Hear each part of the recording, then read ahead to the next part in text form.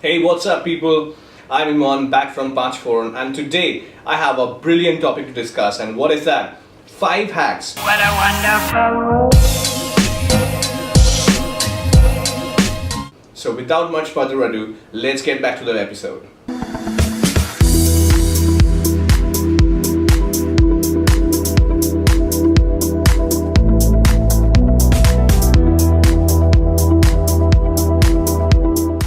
Alright, I'm not telling you to stop your promotion, or neither I'm actually talking against promotion. But before you kind of promote or set your marketing budget or even consider your marketing tools, what is important is for you to lay the foundation. That is very important. So that's what we're going to talk about. 5 tips which will actually you should consider even before you think of marketing your restaurant. Now these points are so niche.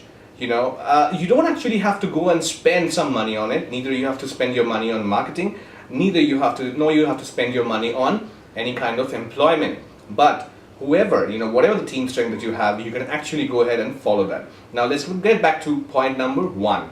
Now, how many times you go to a restaurant and the server or the hostess, they come and they actually address you by name?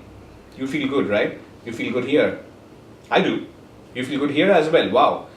They know me. So that's what I'm talking about. Point number 1 is personalized service. That is very important. Back in the days when I was in Park Hyatt, I do remember it was a basic thing that, and actually, in every 5-star, you get that. Each and every hostess or each and every servers, they will try to recognize you by your name, and they would like to address you by your name, which actually gives you a good feeling about it. Even it's like Mrs. Sengupta or it's Iman. Similarly, it doesn't cost you much. Just the way it doesn't cost you to smile, similarly, it doesn't cost you to take somebody's name. So you got to train your people. You got to train your server.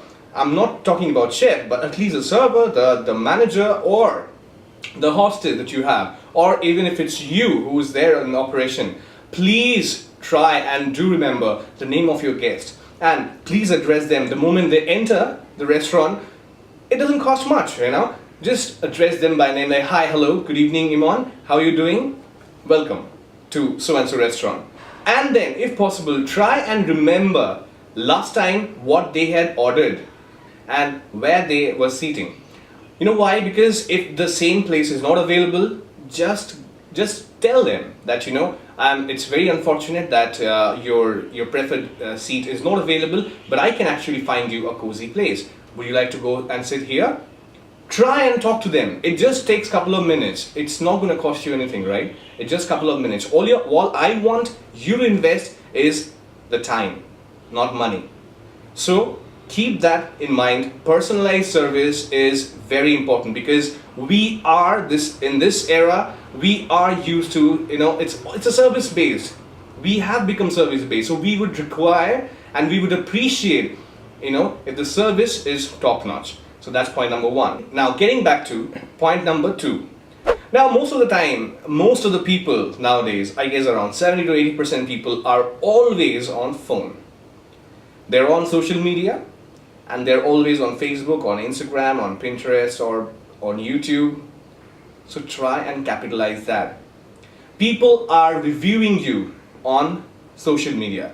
But I'm sure all of you have a profile, all of you must be having a Facebook profile, all of you must be having an Instagram profile. I'm just taking that into consideration that you already have that. If you do not have that, please go and get it. You need it right now. But people will be reviewing you as well. What I suggest is, don't try to be that emotional about your business. Love your business, but don't be so emotional that if somebody had a bad experience, people might have bad experience. Do not go and start a fight with them. Be apologetic. It doesn't cost you money, and that one review will actually defame your restaurant, and other, maybe 10 or 100 or 1,000 people might read that review. It's the era of the millennials. People will be looking at reviews. That's what they do. We even if we go to buy a phone, we always go and check, Technical Guruji. We go and check Geeky Ranjit, right? So we go through a lot of reviews, and then we go. I did that myself. I bought a 5T. And I did that. So similarly, people would love to read reviews about your place. So when they do that, they will see a fight. It's not good. And it's not good for you as well. So if there is a bad review, accept that, because you want to, there's a saying, I'm sure a lot of you might be knowing Mr. John Taffer, the bar guy, the bar rescuer. He says that you should own your failure, and then only you can own your success. It is a very big word. So even if you are not, directly part to it, try and be apologetic and try and give a resolution to it. Try and call him again. He might not come. That is fine. But try and be apologetic and try and ask him to come. Try and give something, complimentary to him, and so on and so forth. So that's a point number 2. Now, point number 3, and that is a proper upselling. You should be upselling other food, other dishes to your guests. How you can do that? Let's say, for example, let's take an example, very common example. The moment you go to McD and you go for and ask for a burger, do they ever ask you that, would you want fries with that? They ask you. Would you want Coke with it? They ask you. Do you ever cancel the entire order for them asking you? No. You just say, there's a probability game. 50% people will say, yeah, okay, fine, give it to me. Because they're creating an impulse by asking, right? Or 50% people, they say, no. Like me, I'm getting fat. I will never go and ask for, go and say yes to a fry, or say yes to Coke. So that's what. Upselling is important. You got to ask your customers. Say somebody is ordering a steak or ribs. Ask them some shakes, some Coke, some fries, something else, some good dessert. You got to ask them. So, it doesn't cost much for your server, for you, or for your chef to come to have a word with your guests and to ask them that we have something special on the house. Would you like to try it? Ask them. It creates a relation between you and your guest. And also, there's a big thing which I will be discussing later on our episodes. That is menu engineering. How you should be engineering your menu. When to have your starters, and definitely everybody knows starters should be always on the first, and then your main course. But how do you actually design your menu?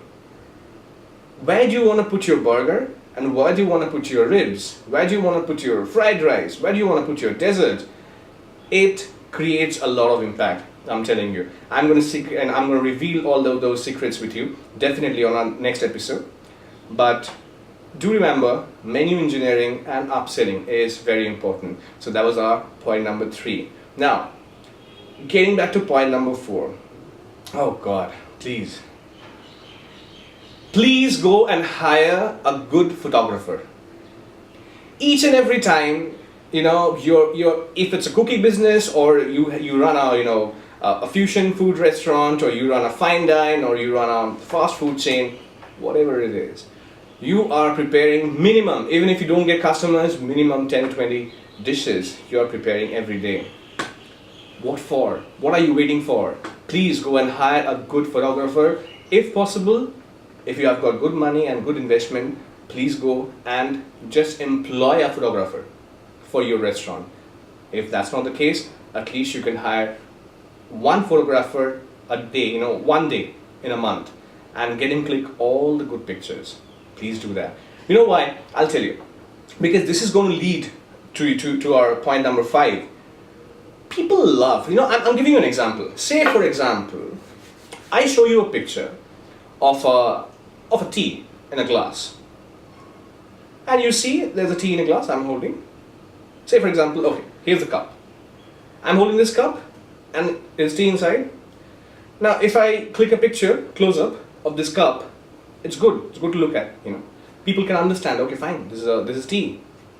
Now, if I take a top shot, and if I poured the tea like this, and there are bubbles and froths, and when I click the picture from top, you see the bubbles, the froth, and then the cup, and you get to understand that is also a tea, right? But there's a difference. That's what your photographers will actually tell you. food is good, but pictures makes it edible. A lot of times on Instagram, a lot of food bloggers are there who keep on posting pictures. I love, most of the time I get hungry when I look at those pictures. You know why? Because that's what a picture can do. So please, for God's sake, please go and hire a good photographer for your restaurant. Don't try and do those tricks with your own phone, please. No. If you're not a professional photographer, don't do that. You know what? I mean, most of all the restaurateurs and most of you already know that. Do you know how many groups are there? How many food groups are there in Facebook? In Kolkata, in Mumbai, in Delhi, in Bangalore, in Hyderabad, in Nasik, in Pune, in Ahmedabad, in Patna, in Guwahati, everywhere. Do you know how many groups are there? And do you know how many pictures every day? I mean, I remember people, the admins, they go disturbed. They're getting mad that so many posts in a day that comes, they have to check the quality, they have to approve it. And that comes for free. So all you can do, you got to understand the difference between content marketing and direct pitching. Please do not create, that is the reason in recent marketing era, we always try and say, do not create, document. And that is what documentation is all about. Whatever you're preparing, click a good picture. There are so many pictures, there are so many videos on YouTube on how to click a good food pictures. Please go through that. I will try and cover, I have got Shupriya with me. Shupriya will be definitely covering all those sessions with you, how to take good food photographs, even with your phone. And please take that picture, post it in those groups, write and share the recipe. I'm not telling you to share your secret spices or your mother's secret sauce. I'm not telling you to do that. But share the basic recipe. One picture, one post. I see there are a lot of groups in Kolkata that one post will get around 300-400 likes and more than 200 comments. Do you know what is that? Do you know why that's happening? Because people love to click pictures, because people love to look at food pictures. They are consuming it every day from their eyes. They're eating that, they're devouring it. And that's what I want you to do it. A lot of restaurateurs, very smart restaurateurs are there in these food groups, and whenever they're opening a new restaurant, whenever they're opening a new dish, they're introducing a new dish, they're taking pictures, keep on taking pictures. I remember a biggest example, one friend of mine, from a good steak joint. He keeps on showing whatever new, pizza he's bringing. He's doing flambe, he's doing, he's getting a pork brisket, he's, seasoning it, he's sharing the process, he's going live. You don't have to get a good camera, you don't have to get a good lighting or good setup to do that. Click pictures, document what you're doing and share it, because people who are foodie, they are waiting and they're gonna devour that. So all these 5 points, I really don't think it's gonna cost you kind of money, but it's all about creating behavior. It's all about setting the right example, setting the right foundation, and preparing you and your team to be top notch, because there is only one position in life, that is number one. And it's a rat race. People, all the restaurants are trying to reach that position. Who sells the best ribs? Who sells the best biryani? Who sells the best fried rice? Who sells the best so and so? Why are they doing it? Because it's a rat race. So there's a lot of competition. So before you even go and market, before you go and use even marketing tools and branding tools and promotional tools, which I will be discussing definitely later on, on our episodes. But for now, please do follow these 5 hacks or the 5 tips that I shared with you, which doesn't cost you money, but it's just about laying the foundation. It's just about creating the right example in front of your employees and in front of your guests. So comment down below if you have any questions regarding these 5 tips, or any questions regarding restaurant marketing or any sort of restaurant branding or restaurant design. Please do comment us on YouTube, or you can directly write to me on Facebook, or you can directly write to us on Instagram.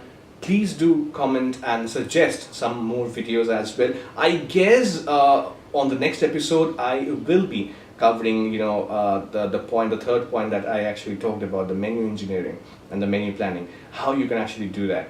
But till then, take care, eat good, and stay healthy. Adios. What a wonderful world.